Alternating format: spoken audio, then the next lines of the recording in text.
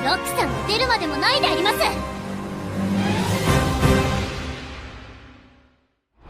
Halo minasan, kembali lagi di channel My Name, dan kali ini aku bakalan kasih spoiler dari anime Koko wa Orni Makasete episode 8. Dan kalau kalian tidak suka spoiler, bisa skip video ini ya. Enjoy the video. Di awal episode, Celis sama Shia mendadak datang buat ngebantu Locke. Dengan gaya super pede, Celis langsung nyuruh Locke buat mundur aja dan nyerahin urusan baku hantam ini ke dia. Para preman bayaran yang ngeliat kelakuan Celis jelas aja langsung pada ketawa ngakak. Mata mereka. Omongan dari murid seorang petualang rank F kayak gitu tuh bener-bener konyol dan gak ada harga dirinya sama sekali. Salah satu preman malah langsung mencabut pedangnya sambil berseru dengan nada cabul kalau para gadis ini ujung-ujungnya cuma bakal jadi bahan bersenang-senang buat mereka. Celis sama Shia cuma saling lirik, udah paham banget apa yang harus dilakukan. Gak nunggu lama, Celis dan Shia langsung melesat maju menerjang barisan musuh. Sementara itu, Locke yang lagi injagain seorang anak kecil cuma bisa berpesan dari belakang supaya mereka berdua tetap berhati-hati. Si preman bertubuh kekar dengan sombongnya, merasa kalau petualang papan bawah rank F nggak bakal mungkin bisa nandingin petualang rank B kayak dia. Dia sengaja mau ngerancang serangan pertama cuma buat gertakan alias tipuan, biar Celis terkecoh dan nyoba menghindar. Tapi di luar dugaan si preman, Celis bukannya kabur, malah langsung menahan tebasan itu. Tanpa bergeming sedikit pun, si preman jelas kaget setengah mati. Belum sempat hilang kagetnya, Celis langsung ngelancarin serangan balasan bertubi. Tiap sabetan Celis kerasa luar biasa berat. Sampai-sampai si preman mulai ragu dan mempertanyakan apakah cewek di hadapannya ini beneran. Cuma petualang rank F Celis malah ngebales pakai ejekan pedas, menanyakan balik apa si pria ini bener-bener petualang rank B. Soalnya pukulannya bahkan jauh lebih lembek dibandingin vampir kasta rendah yang pernah dia lawan. Sementara pertempuran seru lagi pecah di luar. Garp diam-diam menyelinap menyusuri lorong mansion mewah kepunyaan Kabino. Dengan langkah kaki super pelan, tanpa suara, plus indera penciumannya yang tajam banget, Garp menjenes-endes ruangan demi ruangan. Berkat hidung ajaibnya, Garp akhirnya berhasil nemuin sebuah peti harta karun yang ditaruh di atas meja di salah satu ruangan. Begitu mau dibuka, ternyata petinya digembok rapat dan bikin Garp kesulitan. Garp yang dasarnya gak sabaran dan udah kesal langsung menghantam tutup peti itu pakai kekuatannya sampai hancur. Berkeping-keping dan benar aja, ada sesuatu yang tersimpan di dalamnya. Cerita beralih lagi ke area pertarungan di luar. Di sini Shia bergerak dengan kecepatan luar biasa. Dia dengan santainya menghindari tebasan pedang dari preman berambut panjang. Lalu dalam sekejap berhasil menebas balik bagian kaki musuhnya. Shia nggak ngasih napas sedikit pun. Dia melancarkan kombinasi serangan cepat secara bertubi-tubi tanpa celah sampai bikin si preman benar-benar kewalahan dan pedangnya malah patah. Ujung-ujungnya si preman langsung tumbang, babak belur, dan bersimbah darah di tanah. Dalam kondisi terkapar gak berdaya sambil merintih kesakitan, preman itu penasaran dan menanyakan siapa sebenarnya sosok di hadapannya ini. Shia dengan tenang memperkenalkan dirinya sebagai Shia Walcott, seorang prajurit pemburu vampir. Mendengar nama itu, si preman langsung berteriak panik karena tahu reputasi pemburu vampir. Dan dia makin yakin kalau Shia jelas bukan petualang rank F. Shia cuma membalas kalau dari awal dia emang gak pernah bilang kalau dirinya rank F. Lagian yang rank F itu kan Celis. Tepat setelah kata kota itu diucapin, Celis melancarkan satu tebasan telak terakhir yang langsung menerbangkan si preman berbadan kekar yang dia lawan tadi. Melihat seluruh anak buah bayarannya bertumbangan dengan mudahnya, Kabino langsung ambil langkah 1000. Sambil kabur ketakutan, dia malah sibuk memoki-moki anak buahnya sendiri sebagai orang-orang gak berguna. Tapi begitu dia berbalik ke arah depan, ternyata Locke udah berdiri tegak tepat di hadapannya, tanpa basa-basi sedikit pun. Locke melayangkan tinju keras tepat ke perut Kabino sampai si bos kriminal itu terlempar ke udara, lalu jatuh tersungkur di tanah. Locke dengan dingin menegaskan kalau pukulan barusan adalah balasan atas keberanian Kabino yang udah menipu Milka. Kabino yang kesakitan makin emosi dan gak terima kenapa orang seperti Locke Baron Niberan ini ya berbuat kasar padanya. Dengan penuh amarah, Kabino terus melontarkan ancaman. Dia bilang kalau gampang banget buat komplotannya menyingkirkan Locke dari muka bumi. Soalnya, seluruh pengikut dan relasinya adalah para bangsawan terkenal. Kabino nyuruh Locke buat menyesali perbuatannya dan mengancam bakal menunjukkan siapa penguasa asli di kota ini. Tapi Locke sama sekali nggak peduli sama ocehan tersebut. Gak lama kemudian, Garp datang menghampiri Locke sambil menggigit sebuah bungkusan aneh di mulutnya barang yang tadi dia ambil dari peti harta karun Kabino. Locke sempat menegur Garp supaya nggak mengambil barang sembarangan dari rumah orang. Meskipun itu rumahnya Kabino. Melihat bungkusan itu ada di tangan Locke, ekspresi Kabino langsung berubah drastis jadi kaget setengah mati. Saat Locke mengamati bungkusan tersebut dari dekat, dia merasa curiga kalau benda ini tampaknya membawa kutukan yang sangat kuat. Seketika itu juga wajah Kabino makin pucat pasi dan berkeringat dingin. Gak lama berselang, petugas keamanan kota akhirnya tiba di lokasi kejadian dan menanyakan keributan apa yang sebenarnya lagi terjadi. Locke cuma tersenyum puas karena ternyata semua hal berjalan sesuai dengan rencananya. Kabino yang makin panik berteriak histeris, minta bungkusan itu dikembalikan. Dan saat Kabino mencoba bergerak buat merebutnya, Locke langsung mendaratkan tendangan telak sampai si bos kriminal itu terjungkal ke belakang. Petugas keamanan yang melihat isi bungkusan itu seketika kaget bukan main. Mereka langsung mengenali kalau barang tersebut adalah daging terlarang. Locke yang agak kebingungan sempat bertanya apakah ada aturan hukum yang melarang konsumsi daging tertentu. Petugas langsung menjelaskan kalau benda tersebut sebenarnya bukanlah daging biasa, melainkan cuma dinamai demikian gara-gara bentuk fisiknya yang memang menyerupai daging. Shia ikut menimpali dan memperjelas kalau itu adalah daging dari hewan suci Locke. Sempat memotong dan bertanya, apakah hewan suci yang dimaksud? Itu mirip seperti Garp. Shia membenarkan. Sambil memberi contoh lain seperti unicorn atau Pegasus, Shia menjelaskan kalau hewan suci tersebut dibunuh menggunakan metode terlarang supaya energinya berubah menjadi terkutuk. Dan biasanya benda sejenis ini dipakai buat keperluan ritual berskala besar. Locke penasaran dan bertanya ritual macam apa yang sampai butuh barang terkutuk seperti ini. Shia menjawab kalau menurut instingnya, hal tidak biasa seperti ini jelas mustahil dilakukan oleh manusia biasa. Locke langsung menyimpulkan kalau ini berarti ada pihak lain yang diam-diam lagi bergerak di balik layar. Tanpa buang waktu, para petugas keamanan langsung menyeret Kabino pergi. Menurut Locke, bagaimanapun juga, mereka harus sabar menunggu hasil interogasi tersangka buat membongkar semuanya. Dan hal itu disetujui oleh Shia. Tapi tanpa ada satupun dari mereka yang menyadari seekor kelelawar misterius tampak mengawasi seluruh rentetan kejadian tersebut dari kejauhan. Tak berapa lama, petugas keamanan sempat memuji penemuan luar biasa yang berhasil didapatkan Locke dan timnya. Berkat bukti barang terlarang itu, Kabino dipastikan gak bakal bisa lolos lagi dan bakal mendekam di dalam penjara seumur hidupnya. Prajurit itu juga menegaskan kalau mereka bakal terus mendesak Kabino sampai dia membocorkan semua rahasianya. Locke kemudian melangkah menghampiri Garp lalu mengelus kepalanya sambil memuji kalau ini semua adalah penemuan hebat dari Garp. Garp jelas menyambut pujian itu dengan gembira. Locke sambil tertawa kecil menambahkan kalau dia yakin gak mungkin Garp nemuin benda itu cuma gara-gara berniat mau memakankannya. Garp cuma terdiam, gak berkutik mendengar ucapan itu. Tak berselang lama, Aryo dan Ginny muncul dan mengabarkan kalau mereka sudah berhasil membebaskan seluruh anak-anak yang disekap. Locke berterima kasih banyak atas bantuan Aryo dan Ginny yang sangat sigap. Salah satu anak yang berhasil diselamatkan dengan polosnya mengucapkan terima kasih banyak, lalu menanyakan siapa nama pahlawan yang udah menolong mereka. Locke menjawab dengan santai kalau namanya adalah Locke, dan dia cuma seorang petualang rank F yang kebetulan lagi lewat di sana. Tanpa disadari, kelelawar misterius yang sejak tadi mengawasi ternyata mendengar ucapan Locke tersebut. Kelelawar itu kemudian mengepakkan sayapnya, terbang menembus kegelapan malam menuju ke sebuah kastil megah dan masuk melalui celah jendela. Di dalam sebuah ruangan, sosok misterius tampak menyatu dengan kelelawar tersebut buat menyerap seluruh informasi yang dibawanya. Ternyata kelelawar itu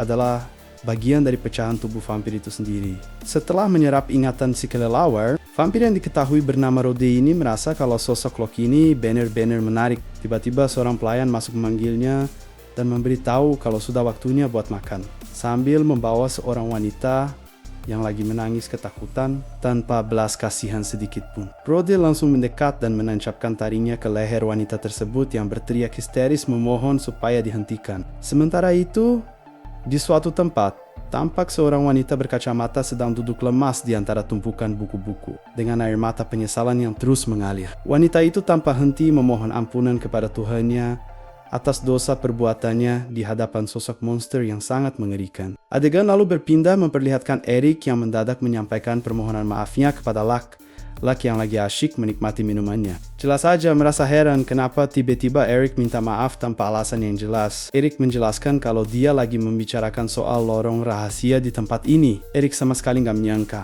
kalau perkebunan tersebut ternyata terhubung langsung dengan istana kerajaan. Golan ikut menimpali dan bilang kalau Serikat Petualang sebenarnya sempat menyelidiki hal itu sebelumnya. Tapi mereka nggak nemuin hal yang masuk akal. Golan makanya menanyakannya pada Eric apakah dia berhasil menemukan sesuatu. Eric membalas iya, lalu membeberkan sebuah fakta yang sebenarnya sedikit memalukan bagi keluarganya. Dia menceritakan kalau sosok yang membangun perkebunan ini sebenarnya adalah kakeknya sendiri, yang merupakan mantan raja. Tempat ini dulunya sengaja dibangun buat gundiknya, seorang Beronis. Eric meyakini kalau kakeknya dulu sengaja menghubungkan lorong rahasia dari dalam kastil langsung ke perkebunan tersebut demi memudahkan pertemuan klandestin mereka. Locke yang mendengar cerita itu jadi paham kenapa sampai ada menara pengawal yang turut dibangun, yang disiapin karena raja bakal mengunjunginya. Locke lalu bertanya apa yang terjadi pada Beronis tersebut. Eric menjelaskan kalau hidupnya berakhir begitu saja di sini. Tapi karena tidak meninggalkan ahli waris, tanahnya kini berada di bawah pengawasan keluarga kerajaan. Mendengar fakta itu, Golan udah gak heran lagi kenapa properti ini tidak tercatat di daftar resmi kerajaan. Soalnya memang sengaja ditutupi oleh pihak kerajaan karena alasan tertentu. Tapi Golan merasa lega. Setidaknya tempat ini bukan properti distigmasi yang punya sejarah kelam. Lak yang belum paham sempat bingung apa maksud ucapan Golan. Golan kemudian menanyakan alasan awal kenapa Locke bisa sampai memperhatikan keberadaan lorong rahasia tersebut. Locke langsung menceritakan kejadian yang sempat dialaminya, di mana dia bersama yang lain berhasil membereskan masalah Milkar dan melumpuhkan orang-orang jahat di komplotan Kabino. Golan mengaku kalau dia sebenarnya udah tahu soal itu, karena Aroni sudah melaporkan kejadian tersebut, termasuk momen saat Locke sempat ditangkap oleh komplotan Kabino. Eric yang belum tahu menanyakan siapa sebenarnya Kabino. Golan menjelaskan kalau Kabino adalah bos dunia bawah kota yang terlibat banyak tindakan licik, bahkan sampai melarang hak asasi manusia. Eric yang mendengar hal itu langsung memasang wajah geram. Golan lanjut menjelaskan kalau Kabino bahkan tega memanfaatkan anak-anak yang diculik sebagai bahan pengorbanan. Membuatnya bertanya-tanya apakah cuma itu rencana jahat dari kriminal rendahan tersebut. Eric cuma bisa terdiam membisu setelah tahu kekejaman itu. Luke yang melihat Eric mendadak terdiam langsung memanggilnya. Tiba-tiba saja Eric meminta mereka berdua buat mendengarkan informasinya, sambil mengingatkan kalau ini adalah rahasia tingkat tinggi. Laporan ini diberikan padanya hari ini dari penyihir dan alkemis istana kerajaan. Eric mengungkapkan kalau Art Vampire yang sempat menyerang istana kerajaan tempo hari sepertinya memiliki alat terkutuk yang sanggup meniadakan penghalang suci. Golan langsung kaget ada hal yang seperti itu. Eric membenarkan, lalu menjelaskan kalau perlindungan ilahi dari dewa. Kegelapan itu keberuntungannya dipengaruhi oleh pertarungan melawan High Lord, dan sepertinya alat terkutuk itu memiliki sifat yang mirip. Locke langsung menyimpulkan kalau dengan menggunakan alat terkutuk itu bukan cuma monster kelas Art, bahkan monster kelas Lord sekalipun bisa menyerbu ibu kota kerajaan ini, yang menandakan kalau musuh mungkin sudah mulai mengambil tindakan. Mendengar kesimpulan itu, Golan dan Eric pun terdiam kaget. Lalu Eric mengatakan dengan serius kepada Locke kalau dengan segala cara dia ingin mempercayakan penyelidikan masalah ini sepenuhnya kepada Locke.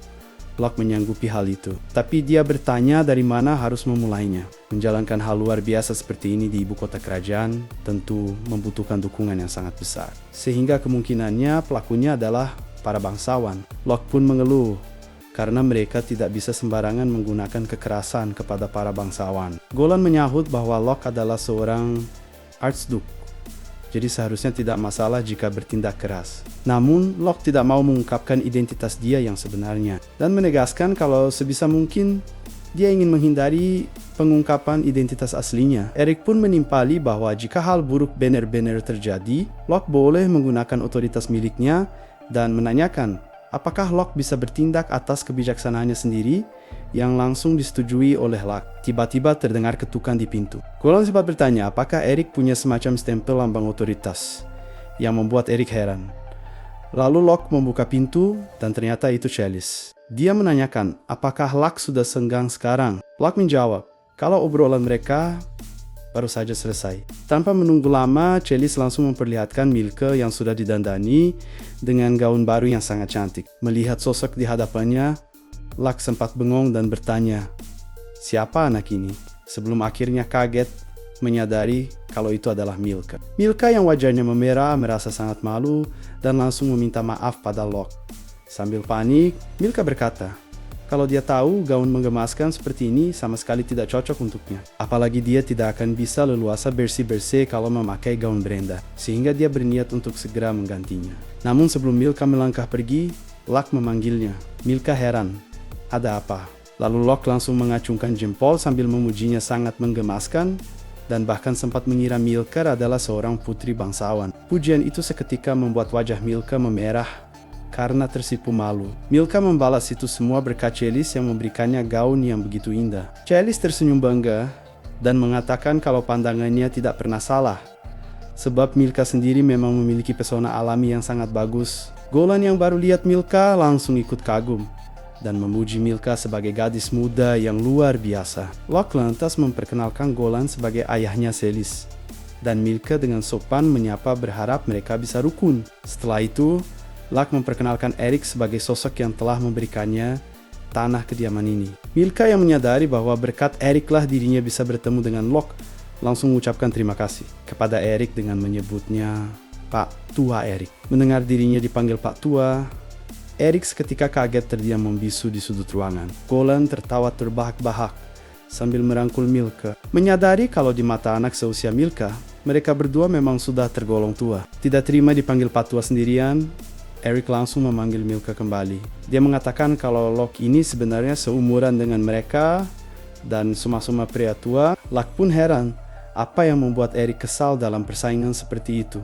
Sampai akhirnya mereka malah ribut. Keesokan paginya saat waktu sarapan tiba, terlihat semuanya sedang berkumpul di meja makan. Shia membuka pembahasan mengenai tugas Locke yang dipercaya untuk menginvestigasi alat terkutuk. Shia menawarkan bantuan dan mengatakan bahwa jika para bloody vampire terlibat, indera penciumannya pasti akan sangat berguna. Locke dengan senang hati menerima bantuan Shia. Chalice langsung mengangkat tangan dan antusias ingin ikut menolong juga. Tapi Locke justru meresponsnya dengan datar dan berkata kalau Chalice tidak perlu membantu. Chalice pun kesal karena Locke bereaksi beda banget padanya. Shia kemudian membela Chalice dengan mengatakan kalau dirinya bakal pergi ke guild untuk mengumpulkan informasi intelijen dan akan sangat terbantu jika Chalice membantunya. Chalice pun langsung kembali bersemangat dan menyuruh serahkan padanya dengan percaya diri. Shia kemudian menanyakan apa yang bakal dilakukan Locke. Locke menjawab kalau dia dan Lucilla akan memperbaiki jalan rahasia. Yang lain memastikan apakah yang dimaksud adalah jalan bawah tanah yang terhubung langsung dari rubanah rumah ini menuju ke istana kerajaan. Locke membenarkan, menjelaskan bahwa ini adalah permintaan langsung dari Eric yang ingin bagian jalur ini tetap bisa digunakan sebagai sarana evakuasi darurat bagi keluarganya dalam skenario terburuk. Mendengar hal itu, Golan pun tampak kagum dan sempat terpikir untuk ikut menggali terowongan bawah tanah dari rumahnya ke sini juga. Locke langsung menyahut bahwa Golan tinggal berjalan kaki saja seperti biasa, karena jaraknya cuma 5 menit dari sini. Sambil mengangkat pintu terowongan rahasia, Locke mengingatkan kalau istana kerajaan saat ini memang belum bisa dibilang sepenuhnya aman. Tapi mereka juga harus mendengarkan pendapat dari Levi juga. Karena jalur ini terhubung langsung tepat di sebelah kamar tidurnya. Tapi Locke meyakinkan kalau semuanya akan baik-baik saja. Karena sejak awal ide membuat jalur ini memang datang darinya. Eric yang penasaran sempat memastikan kebenaran hal itu. Golan membalas kalau Levi memikirkan ide tersebut saat Locke datang mengunjunginya tadi malam. Locke yang merasa urusan sudah beres langsung mengiyakan. Tapi tiba-tiba Eric mendekatkan wajahnya dengan senyuman yang seram sambil bertanya apakah Locke sempat melihat sesuatu di kamar istrinya. Mendapat tatapan horor seperti itu, Locke seketika terdiam, kaku dan berkeringat dingin. Eric pun mengungkapkan kalau dirinya selalu memperingatkan Levi, dan seperti yang mereka tahu, Levi memiliki sifat liar. Eric memaklumi situasi tak terhindarkan itu, dan berniat tidak menyalahkan Locke. Tapi dia kembali mendesak Locke untuk menjawab apakah dia melihat istrinya tanpa busana. Locke pun bingung, apakah yang sempat dilihatnya semalam terhitung melihat atau tidak. Tiba-tiba Lucilla langsung berteriak, membela Locke di hadapan Raja Eric dan meminta menjelaskan. Lucilla bersumpah demi Tuhan bahwa sang ratu berpakaian dengan benar saat itu.